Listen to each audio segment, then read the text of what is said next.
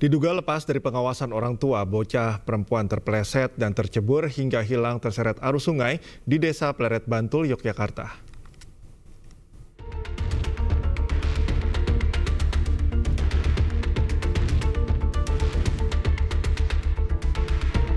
Nasib naas menimpa seorang bocah perempuan berusia 4 tahun yang tengah bermain di tepi Sungai Belik di Desa Pleret, Bantul, Yogyakarta. Alena Nukma Sakda hilang setelah tercebur sungai sedalam 1 meter. Puluhan petugas SAR, BPBD serta relawan membantu pencarian korban dengan menyisir aliran Sungai Belik hingga ke muara Sungai Opak.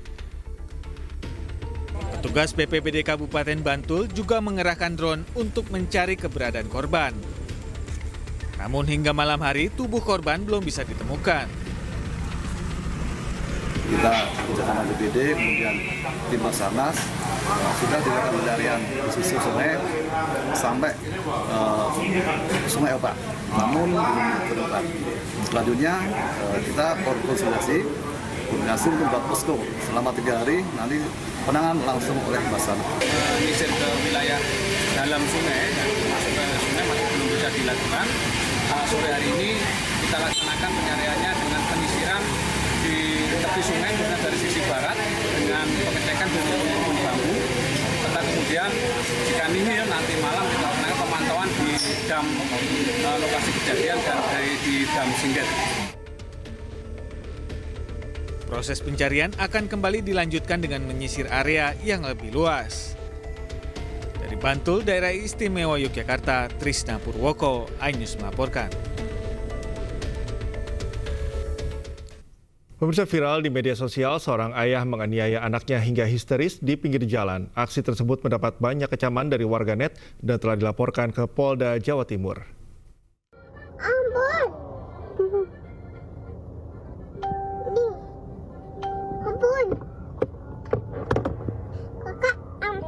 Seorang pengendara mobil merekam aksi penganiayaan seorang pria terhadap anak kecil di pinggir jalan di kawasan Surabaya Selatan, Jawa Timur.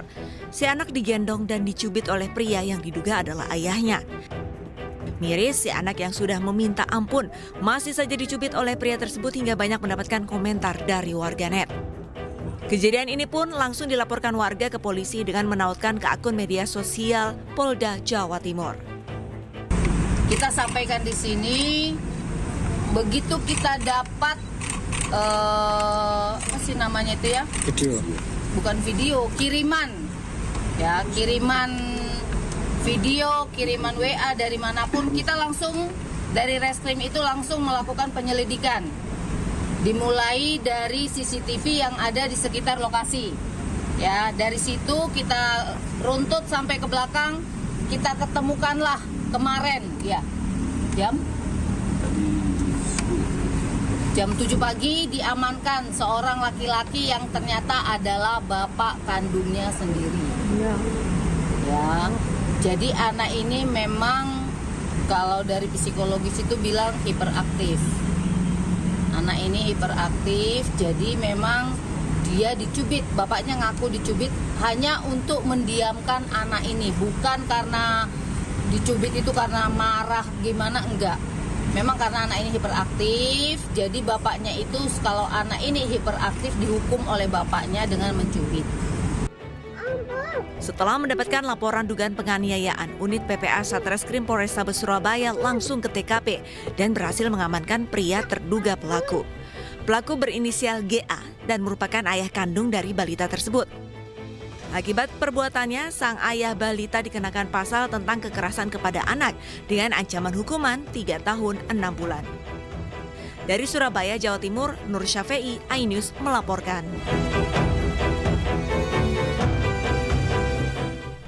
Delapan pria ditangkap polisi karena menganiaya seorang anak laki-laki di Boyolali, Jawa Tengah. Saat diperiksa, para pelaku mengaku menganiaya korban dengan dalih korban sering mencuri hingga berbuat asusila.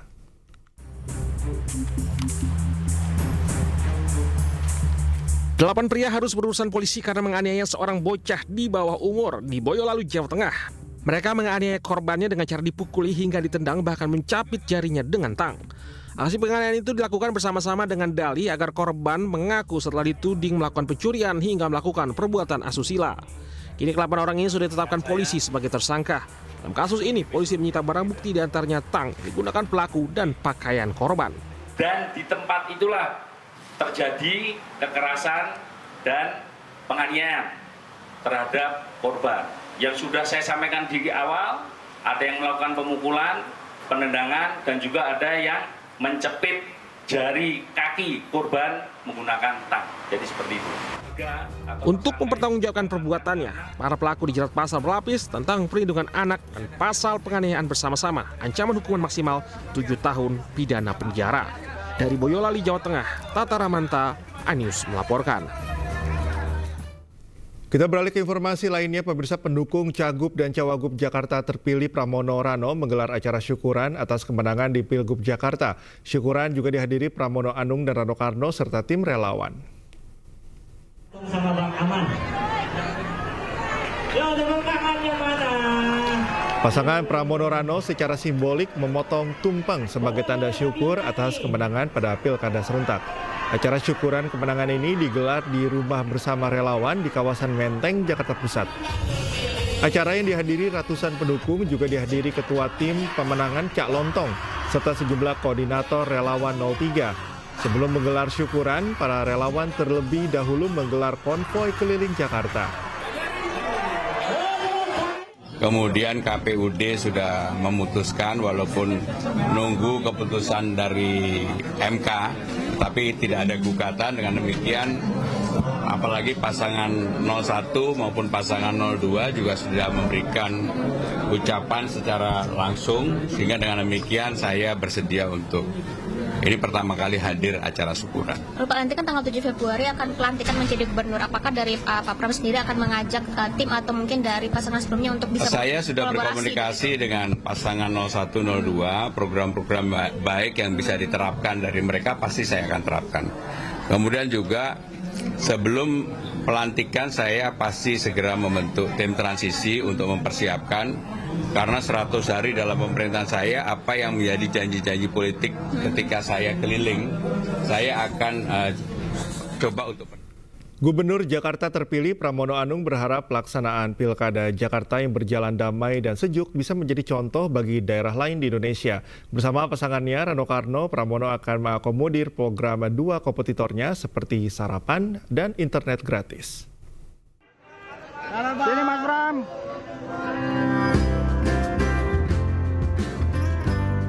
Gubernur Jakarta terpilih Pramono Anung mengaku telah menerima ucapan selamat dari 2 pasangan Cagup Cawagup Jakarta, Ridwan Kamil Suswono dan Dharma Pongrekun Kunwardana.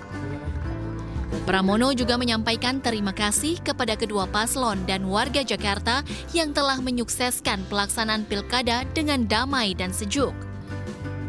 Politikus PDI Perjuangan ini berharap Pilkada Jakarta menjadi contoh bagi daerah lain di Indonesia. Bersama pasangannya Rano Karno, Pramono akan berkonsentrasi membangun kembali Jakarta dan akan mengakomodir program 2 kompetitornya seperti sarapan dan internet gratis bagi warga Jakarta. Program mengenai sarapan pagi gratis kan saya sama dengan juga 01 maupun 02, internet gratis dan sebagainya. Sehingga dengan demikian, apa hal yang baik untuk masyarakat, untuk itu pasti saya akan tidak lanjut. Sebelumnya pasangan Cagup Cawagup nomor urut 1 Jakarta, Ridwan Kamil Suswono, memberikan selamat kepada pasangan Pramono Rano. Ridwan Kamil juga mengakui kekalahannya dalam kontestasi pemilihan Gubernur Jakarta 2024. Hal ini diumumkan usai tim Ridho batal ajukan gugatan hasil pilkada ke MK dengan batas waktu yang telah ditentukan. Ridho lantas menitipkan aspirasi dari para pendukungnya kepada Pramono Rano. Secara umum, ya, dengan penuh keikhlasan, dengan penuh kelegoan, dengan penuh banyak pertimbangan untuk kepentingan yang lebih besar, kami menyatakan tadi menerima dan mengaturkan selamat kepada Mas Pram dan Bang Rano Karno. Sementara di akun Instagram Rano Karno, ia mengunggah foto bersama Ridwan Kamil dengan tulisan "Politik sekedarnya, persahabatan selamanya". Dari Jakarta, Tim Liputan iNews melaporkan. Ketua Majelis Pertimbangan DPP P3 Romahur Muzi memberikan nama 4 kandidat yang dicalonkan sebagai Ketua Umum P3. Di antaranya Sandiaga Uno, Taci Yassin, Saifullah Yusuf, dan Dudung Abdurrahman. Saya mendapat suara dari berbagai WhatsApp grup yang saya ikuti di internal Partai Persatuan Pembangunan. Sekurang-kurangnya sudah muncul 4 nama. Dari dalam ada Gus Yassin yang kemarin terpilih lagi menjadi Wakil Gubernur Jawa Tengah. Kemudian ada Pak Sandi Uno yang juga pernah menjadi Ketua Bapilu kita. Bahkan Pak Sandi kemarin juga sudah sempat menyampaikan yang memang tidak secara eksplisit tetapi perhatiannya secara nasional terhadap kebutuhan P3 untuk naik kembali. Dari luar yang muncul di antara kader ini ada nama Gus Saifullah Yusuf atau Gus Ipul yang tadi juga beliau langsung menelpon saya menyampaikan apa ya betul nama saya disebut karena beliau membaca berita. Saya bilang ya itu yang saya tangkap di pembicaraan WhatsApp grup kader-kader partai dan juga yang kemarin muncul di arena Bimtek. Juga nama Pak Dudung Abdurrahman yang mantan Kasat dan beliau juga sekarang Wanhatsus Press. Setidak-tidaknya 4 nama itu. Pemirsa, jelang Natal dan Tahun Baru 2024-2025, harga kebutuhan pokok di berbagai daerah melonjak. Di Pasar Palmerah, Jakarta, harga telur ayam tembus hingga Rp33.000 per kilogram. Pemirsa, jelang Natal dan Tahun Baru 2024-2025, sejumlah harga kebutuhan pokok di Pasar Palmerah, Jakarta terpantau mengalami kenaikan. Seperti halnya telur ayam negeri ini mengalami kenaikan begitu signifikan dari harga awalnya yakni Rp25.000 hingga Rp26.000 dan per hari ini naik menjadi Rp30.000 sampai Rp33.000 per kilogramnya. Sementara untuk minyak, segala jenis minyak juga mengalami kenaikan dimulai dari minyak curah. Ini harga awalnya Rp17.000 per kilo, kini menjadi Rp22.000 per kilogramnya. Sementara untuk minyak kita juga mengalami kenaikan, minyak kita yang merupakan disubsidi oleh pemerintah, di mana harga awalnya yakni Rp15.000 per liter dan kini menjadi Rp18.000 per liter. Sementara untuk beras juga mengalami kenaikan, di antaranya beras jenis premium, harga awalnya yakni Rp13.500 dan kini menjadi Rp13.700 per kilogramnya. Adapun segala jenis kenaikan dimulai dari telur ini mengalami kenaikan sejak 1 bulan yang lalu, di mana para pedagang mengaku naik karena adanya faktor distribusi yang terhambat serta banyaknya permintaan oleh masyarakat jelang Natal dan Tahun Baru.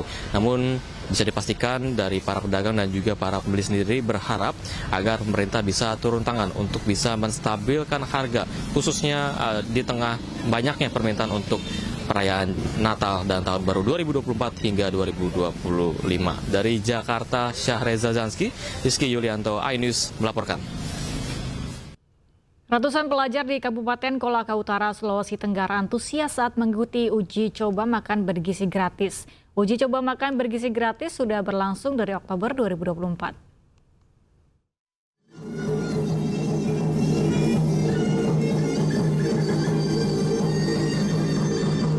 PKK Kabupaten Kolaka Utara, Sulawesi Tenggara, Nurhayati Yusmin meninjau makan bergizi gratis Sabtu pagi.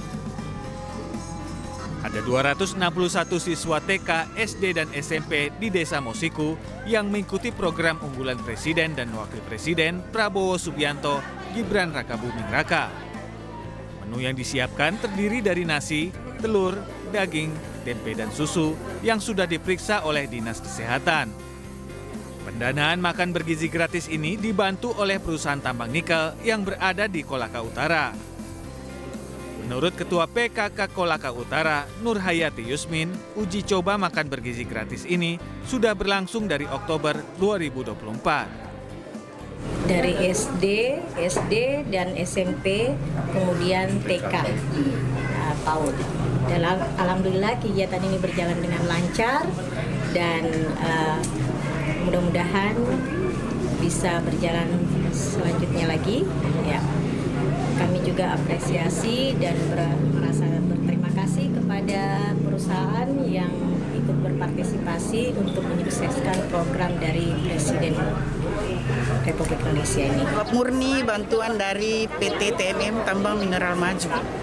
Dengan jumlah siswa kami yang 153 itu, alhamdulillah semuanya tercover, dapat pemberian makan mulai dari nasinya, susu, begitu juga dan air minumnya.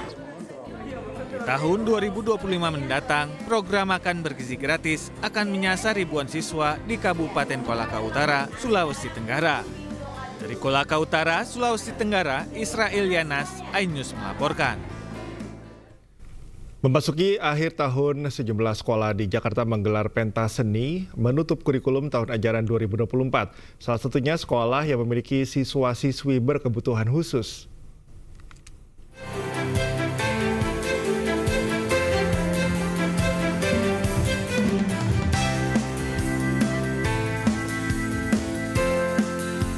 Beginilah penampilan menarik dari siswa-siswi berkebutuhan khusus yang tampil dalam pentas seni yang diselenggarakan Sekolah Emerald Jakarta. Siswa-siswi ini tampil memukau mengenakan busana dengan tema Timur Tengah. Mereka membawakan berbagai tarian hingga bermain alat musik. Latihannya dari kemarin-kemarinnya, November. Enggak, gampang. Melalui kegiatan gelar seni ini, para siswa menunjukkan potensi bakatnya di hadapan para orang tua.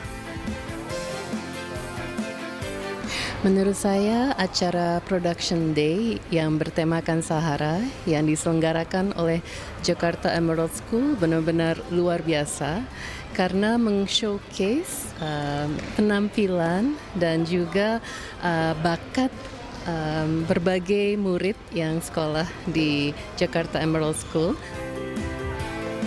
Pagelaran seni ini bertajuk Production Day 2024. Para siswa berkebutuhan khusus menunjukkan bakatnya dan mengasah keberanian untuk tampil di depan umum. Makanya kami buatkan kegiatan-kegiatan seperti ini supaya orang tua melihat, orang tua merasakan bahwa anak-anak itu perlu dukungan. Dukungan tidak hanya perlindungan saja, tetapi dukungan bahwa mereka diterima di masyarakat. Meskipun melewati berbagai tantangan, siswa-siswi ini berhasil tampil percaya diri. Mereka tampil dengan antusias dan gembira. Keterbatasan yang dimiliki bukan menjadi penghalang, namun justru menjadi penyemangat untuk meraih prestasi. Dari Jakarta, Hadisti Arifa, Pandu Priyoaji, iNews melaporkan. Demi meningkatkan kepuasan pelanggan, MNC Life melakukan kolaborasi strategis bersama dengan Meat Guy Steakhouse. Ya, Meat Guy Steakhouse menjadi rumah makan daging pertama di Jakarta yang memberikan perlindungan asuransi terhadap konsumennya.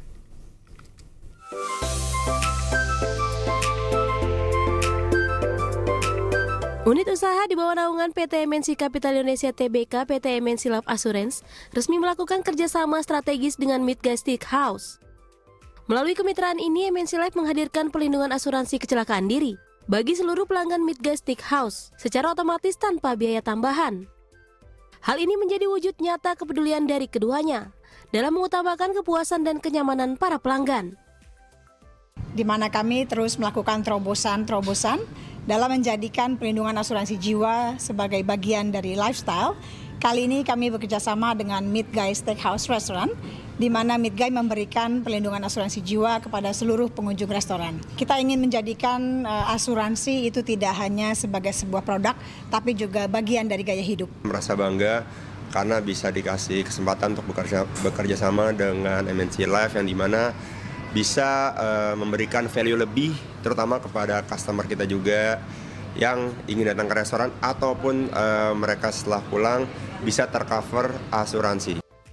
MNC Life berkomitmen akan terus menghadirkan produk dan layanan inovatif serta meningkatkan jaringan kerjasama yang memberikan banyak manfaat bagi pelanggan dalam bentuk perlindungan asuransi jiwa. Dari Jakarta, Rian Rahmat, iNews melaporkan.